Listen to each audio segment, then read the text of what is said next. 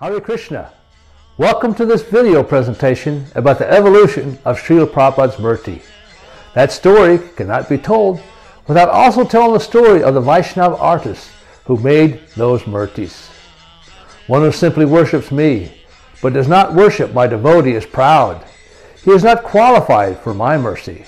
Chaitanya Bhagavat, Anchakanda, Chapter 6, Text 98.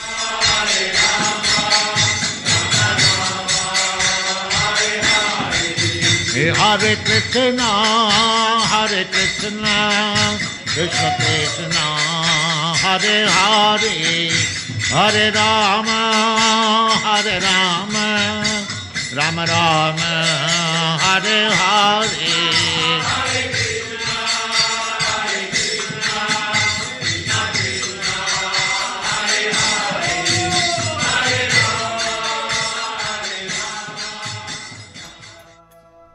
Hare Krishna. Thank you for joining us in celebrating the installation of the new Murti of Srila Prabhupada being installed in the temple of Vedic Planetarium. Lochan Prabhu has completed a unique Murti of Srila Prabhupada for this momentous occasion. Lochan has done numerous sculpting projects over the past 50 years. This video not only explains how this special form of Srila Prabhupada was created for the temple of Vedic Planetarium, but will also show the evolution the Murtis of Srila Prabhupada made by Lochan Prabhu over the past several decades.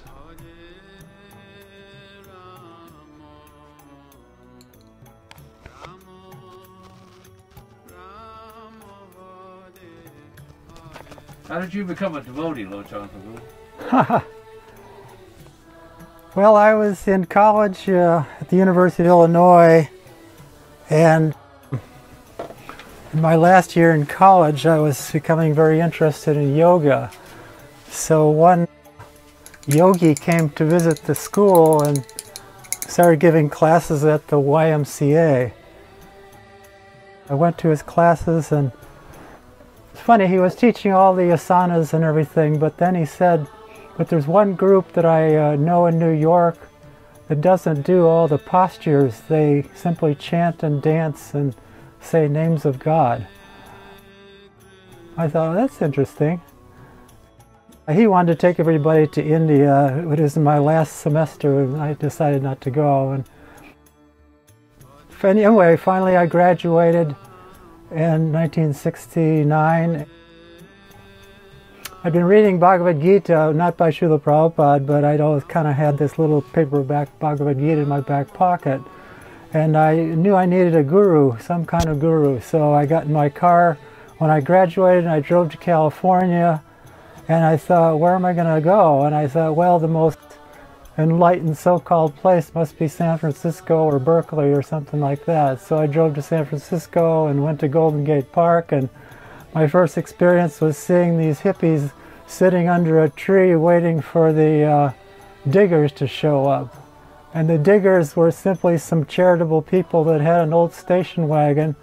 And when they arrived, they opened the back of the station wagon, and all the hippies came over there, got their newspapers, and they ladled out some beans.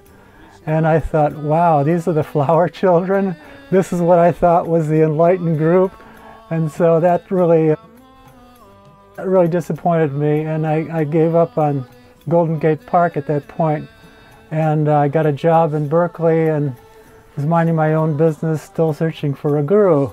And one evening, a group of devotees came over from San Francisco, led by Hansaduta. I thought, wow, these people are dressed very strangely and so on, but I'm going to try everything, you know, I really have to find a guru. I jumped right into the middle of the kirtan, and it was so ecstatic I couldn't believe it. I was beyond. It was so ecstatic. In fact, I even thought devotees aren't telling everybody what this is. They're just chanting, but the chanting is so amazing. But they should stop for a minute and tell people what this is. This is just like beyond. So anyway, I was overwhelmed, and night after night when I got off of work, I went and joined the chanting party. And this went on for a couple of weeks, and then one night Hansaduta said to me, "Hey Larry, we don't have enough money to get back across the bridge to San Francisco tonight. Do you think we could stay at your place? Of course, my place was just a converted one-car garage made into a studio. So I said, it's okay, but it's not very big. So anyway, they came over and more or less moved in, because the next day when I came home from work, my couch was out in the front lawn, and I went inside and my dresser had a picture on top with these 5 figures with their arms raised up. And that evening, a kirtan or a artik was led by Narayan with his guitar. So it became a little temple, and everybody stayed for a few months until they found a big place on Durant, and that was the start of the new Berkeley Temple. But when I went to Berkeley, I drove up with some friends. We all drove up to Berkeley. I had a lot of high school friends that were studying in Berkeley. When I got there, I just felt I have to go to the Hare Krishna temple. Krishna was really pushing me. So I found the Sankirtan party chanting in front of the campus, and I told them I wanted to join. And they said, well, you have to ask our temple president, who was sitting on the sidewalk with his back against the Bank of America building, about a block away on Durant and Telegraph chanting japa. And that was Hansaduta. And so I went and asked him, and he knew me because he'd seen me in Los Angeles at the temple when he'd been visiting there. And so he said yes. He said, he told me where the temple was. So I went, knocked on the door, and Lochan answered the door. And of course he's very nice. And so literally Lochan welcomed me into the Hare Krishna temple.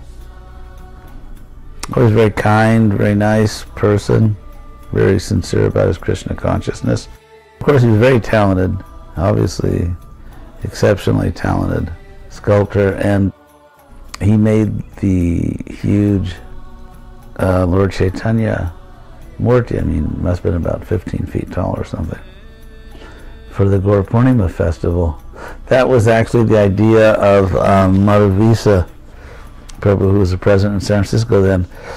He was very nice. Madhavisa was really a great devotee. He proposed that we do a joint Lord Chaitanya festival, and even said we could do it in Berkeley.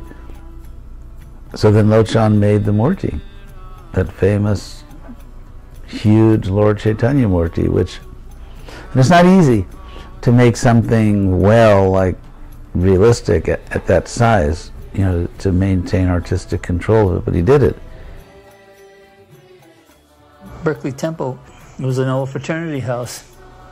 And the devotees would go there every day at Sproul Plaza and you know, chant and distribute prasadam and preach.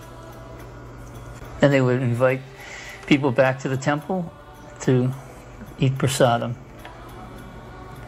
And in the backyard of this temple is where Lord Chaitanya's Murti emerged, like a giant sequoia tree growing up in the backyard. The neighbors were surprised to see Lord Chaitanya manifesting himself above the, you know, the peaks of the roof as the devotees were constructing Lord Chaitanya. Lochan Das, who eventually and still to this day carves all the murtis that sit in the temples around North America.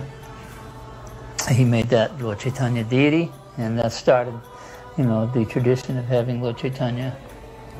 We started right there at Sproul Plaza, and it was a very famous place where the students began to have free speech, and then eventually it led to the anti-war demonstrations. They all started there at Sproul Plaza.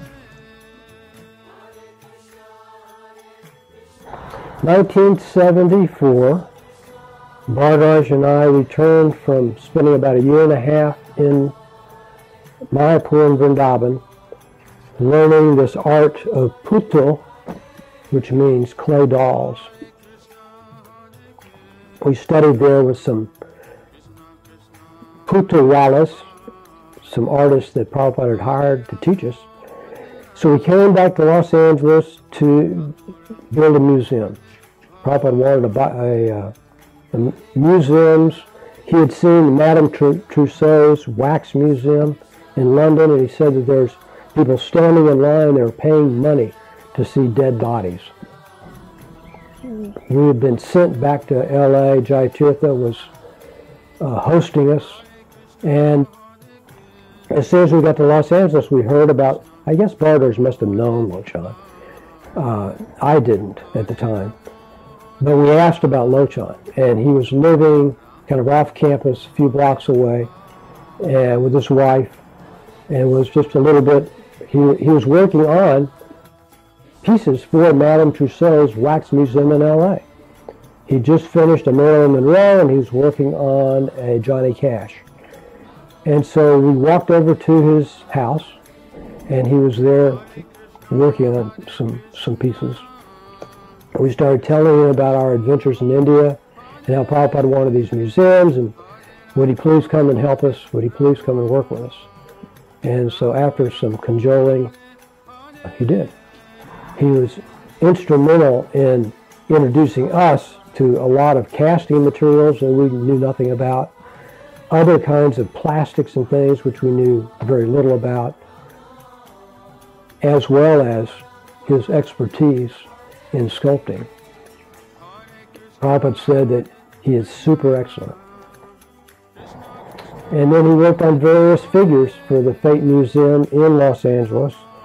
So he was a good friend and a big inspiration to me. Gradually I was trying to figure out how to use my sculptural abilities, but I really wanted to do something for Krishna, and I eventually joined up with the group. Bharjaj was quite an inspiration for me, and Adi Dev, everybody was wonderful to work with. We eventually started something called Fate, the first American theistic exhibition. The old temple room at the Los Angeles temple was moved into the new temple room, the large one that's there now, and the old temple room was converted into this museum, which we built with the help of a lot of very skilled devotees. The first exhibit in the museum, I think it had 13 exhibits in all, tracing the whole cycle of the Bhagavad Gita. So the first exhibit was meant to be a Murti or statue of Prabhupada in his room at the Radha Damodar temple. So it's very interesting. We recreated the whole inside of the Radha Damodar room that most devotees are familiar with. Even we had the grating on the window where Prabhupada would look out and see the samadhi of Rupa Goswami. And so the exhibit opens up, total blackness.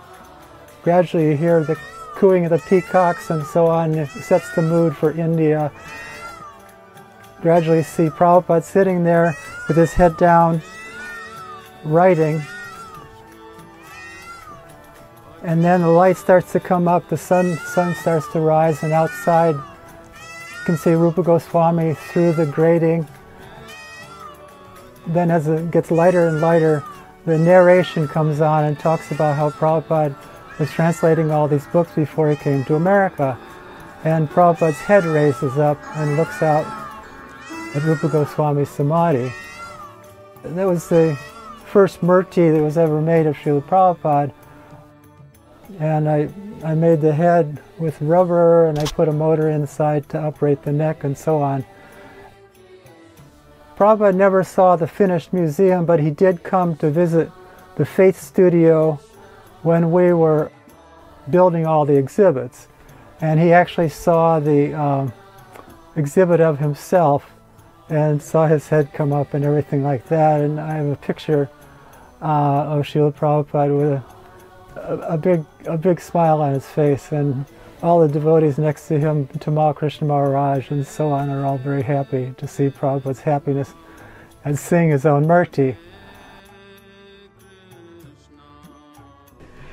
So I've known Lochan Prabhu for, I would say, more than 20 years, perhaps 25, 30 years.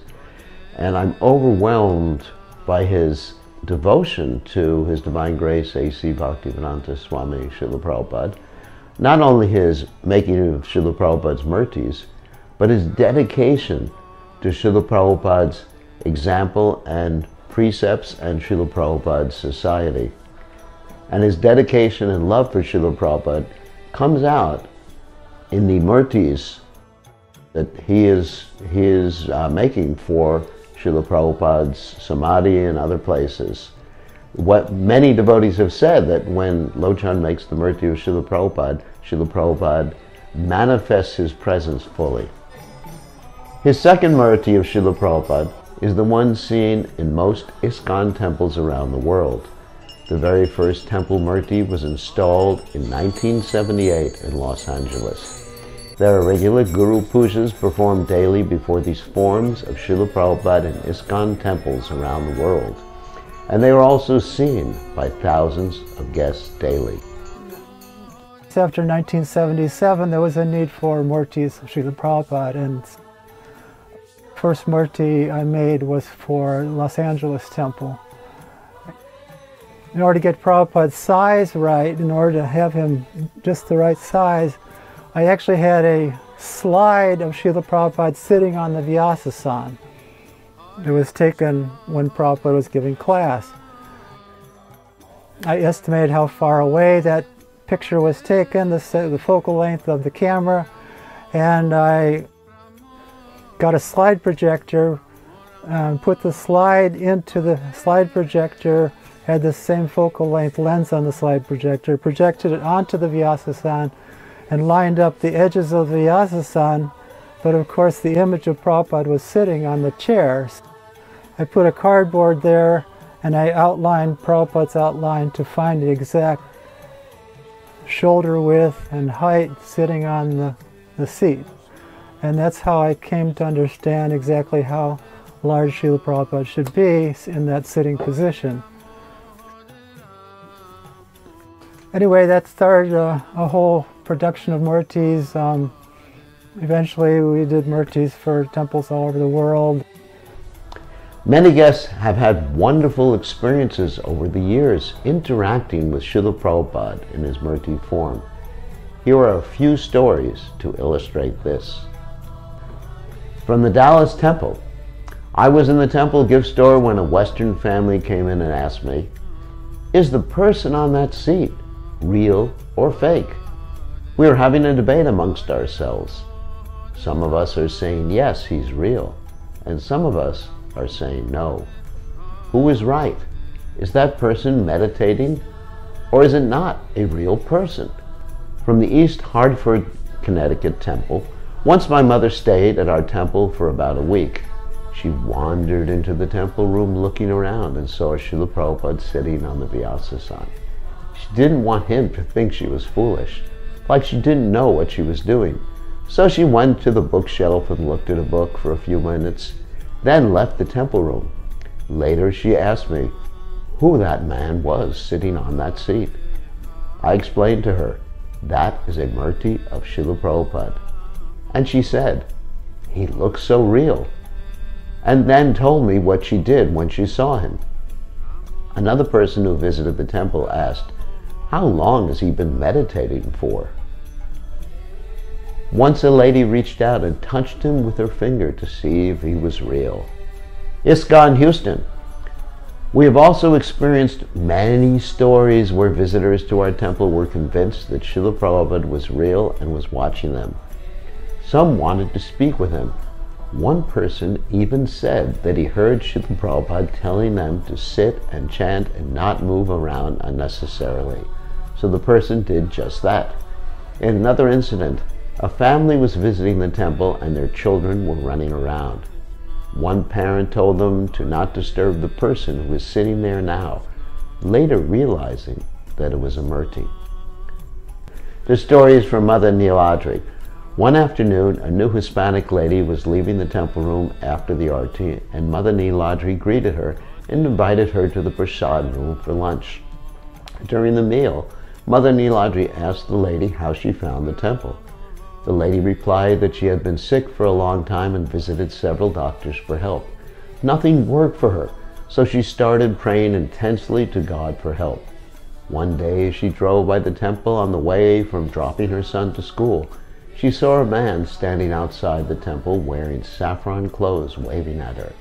He was pointing to the temple building and telling her to go inside. She was a little afraid, But later in the afternoon, when she picked up her son, she stopped and entered the temple room to pray for help. The only person there was the same man sitting on a big seat in the back, Srila Prabhupada. He told her to breathe deeply. Take deep breaths. She immediately started breathing deeply right then and there. The next day she continued and felt better. After several weeks of this, she was completely cured. So she had returned to thank him. Mother Niladri invited her to come back again, but has not seen her since. Boise, Idaho. There have been times when visiting college students from the university asked us, why is the person sitting there not speaking? One even asked, did we offend him? Srila Prabhupada ki jai. When I was in Vrindavan, Prabhupada asked me to go back to LA, which was surprising because I was in Mayapur. I was happily working, sort of doing stuff in Mayapur. And then the Prabhupada, in other words, were just showing me so pragmatically planning all this stuff. It looked like a super surprise, but when he said that they had to do all these books and catch up.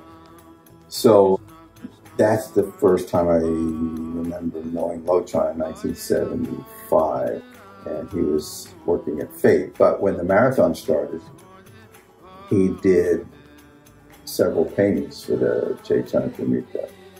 He painted the, there's a cover, 2 covers, 3 covers I want to paint. Just to give you a perspective, I don't think I did any of the covers. But he did, there's one cover painting, yeah, it shows, and I have to go back and think what the story was, but it shows Lord Chaitanya and others bathing in the river, in the Durgā, and the sun is setting. It's beautiful. But when he first did it, the sunset wasn't very, because I just came back from a year and a half in Mayapur, and he'd never been to India. So I said, you know, Lochan, I remember going to the jackfruit villages, which I had talked to, and a couple others, right on the Durgā at sunset, or the Saraswati, the Jalangi also. And it was a Jalangi, it's narrow too, and you could see the other side pretty easy. And when the sun would set, it was so amazing. I just, Lochan, it's got to be brighter. It's unbelievable. It just comes down this incredible deep blue, and it's just sun setting, and the pink is just out in your face, and the river's reflecting it. And he changed the whole thing, you know, to reflect what I said, because he hadn't been there and hadn't seen it. So I remember that he did that painting, and he did, I think it's the cover of Madhya 9, the final book in the Madhya Lila. It shows Prakashananda and Lord Chaitanya dancing. There's a bunch of, I guess, Mayavad converts. It's just like a whitish temple there. And, all these figures. And I was really impressed that he could do those. He was practically doing them out of his head. He knew the anatomy, and he was doing them out of his head. You know, you see the backs of a bunch of them, and the muscular. It's not like Michelangelo, but I remember thinking I couldn't do that. I definitely have to have models to do that. But he could do that out of his head. It was impressive, very impressive. And he did this really nice painting, which is probably one of the best paintings done. His best one, I think, was also, I think, a cover. It shows the Rath Yatra time. And you see also a bunch of people, but the way he did it, I mean, he'd never been to India, but he did it. He did it. In fact, I think the original paintings around here, this devotee by Kunta has it. And nice composition, one big card, and a bunch of people. And he was able to do a lot of stuff out of his head, which I was impressed with. You know, impressed. So he was great at that. So he must have taken time off, I want to say, from his sculpting activity for that marathon. He's multi-talented. I mean, you couldn't say anyone else except Bhargava was able to paint and also sculpt. There's also murtis of Prabhupada sitting at his desk writing. Some of these can be seen in Prabhupada's room in LA, in the study at the Palace of Gold, in Hawaii at the Honolulu Temple is also. Also, I think there was a need for temples. They wanted a little kind of a set of smaller 11-inch murtis of Srila Prabhupada and Srila Bhaktisiddhanta Saraswati Thakur for the altars. So I did many of those too.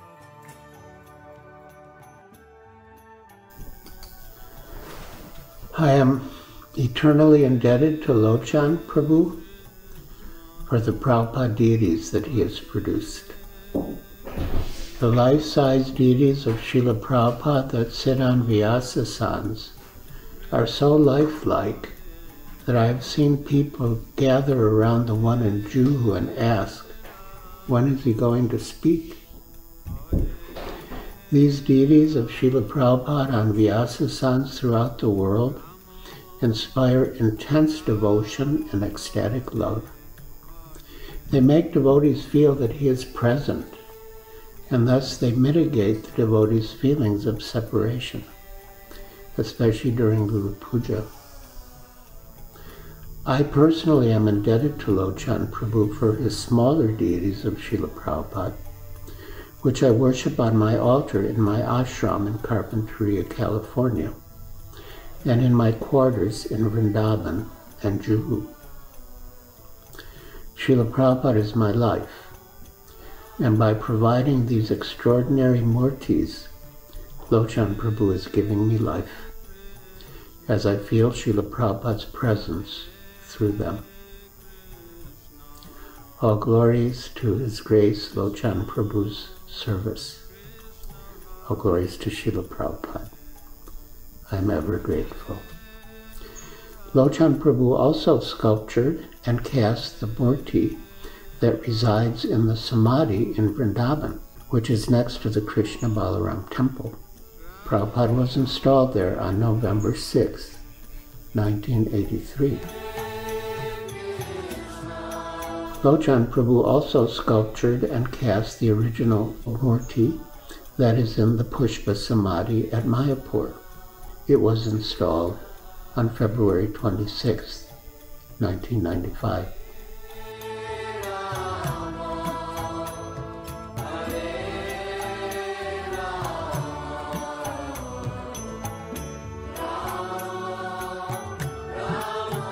Finally, Lochan Das was asked to make a new murti for the Temple of Vedic Planetarium. Later on, as they were starting to build the Temple of Vedic Planetarium, Ambarish Prabhu and Brajvilas Prabhu, they asked me if I could do a unique murti just for that particular temple. They furnished me with a photograph of Srila Prabhupada with his hands folded in this pranam position. I was very excited to do that. It was a beautiful pose and very welcoming and very serious at the same time. I took the original head and I made a mold of it, and I put clay into that mold, and I started to reshape it to get the particular expression of Prabhupada in that pranam pose. That's what you see in this particular photograph here, the comparison between the original murti and the TOVP expression. In order to get the arms in the right place, I took one of the original murtis. I took the liberty of cutting the arms at the shoulder, cutting them at the elbow, cutting them at the wrist, and rearranging everything and supporting. And I put iron bars in there with hinges so that I could bend them to exactly the right position until I got just the right feeling for the distance of the elbows and the distance position of the hands in regards to the face and so on.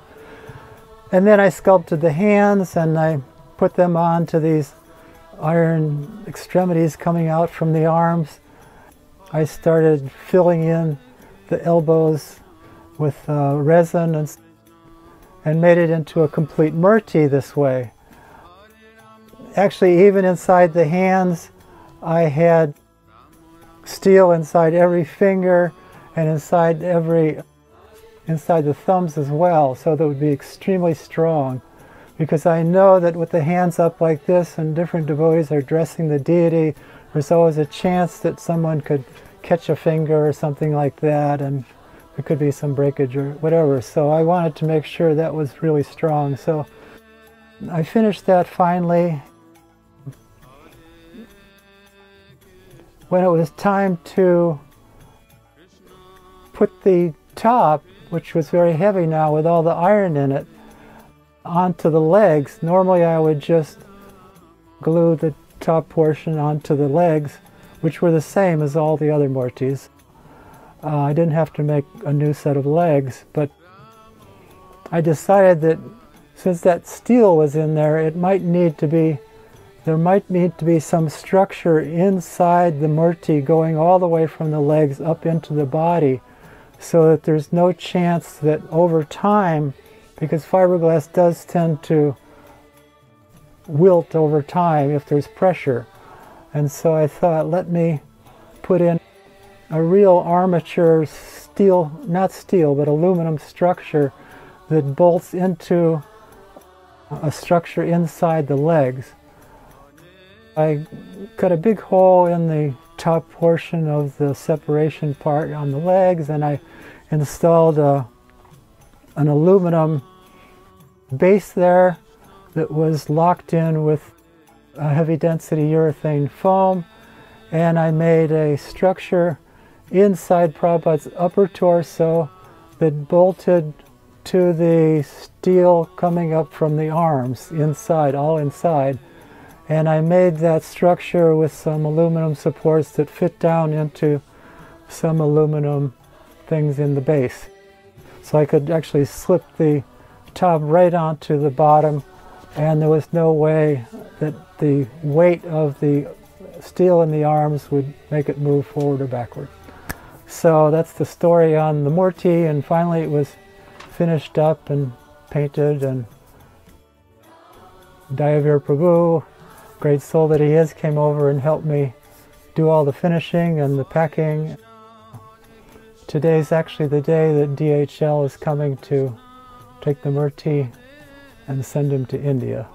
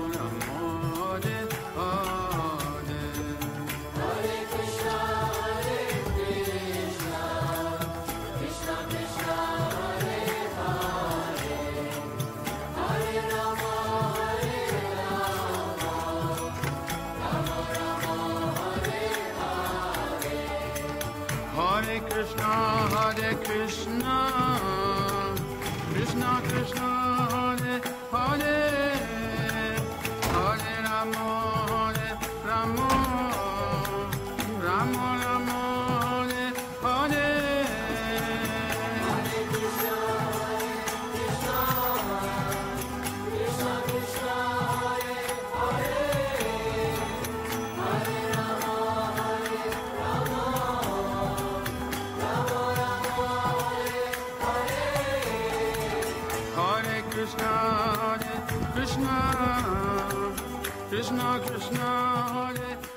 Another great story of Lochan that I want to tell is that, of course, the details may be somewhat fuzzy, but basically what happened, years ago he was visiting California for some reason, staying in a hotel room, and some drug-crazed or heroin addict had come into Lochan's room, and I think he was holding Lochan at gunpoint with his wife. And he ended up taking some valuables, like his computer, at least I know, maybe some money. So Lochan and his wife went down and they filed a complaint, they did a police report at the police headquarters. And the policeman said, okay, so if we were to get an artist, can you give a description of this person that robbed you? And Lochan said, I can do you one better. Lochan said, I'm an artist, and I remember what he looks like, so I'll draw you a picture of him. So he did, and right as soon as he was finished drawing the picture, the policeman goes, oh, we know this guy. And so they went down and picked the guy up and got all Lochan's belongings back. So anyway, and I have to say that Lochan, he's very, very, very humble, and he's very, very, to me, the personification of mellowness. And whenever he would lead kirtan in the temple at Guru Puja, so sweet and so mellow. And he has so much bhakti and so much devotion and love for Prabhupada, obviously. Thank you for watching. We want to thank Lochan Prabhu for his service to Srila Prabhupada. We know that these Murtis will continue to inspire and be part of the lives of devotees and pilgrims for many generations. What to speak of the impact they will have on the guests that visit our ISKCON centers around the world. Hare Krishna.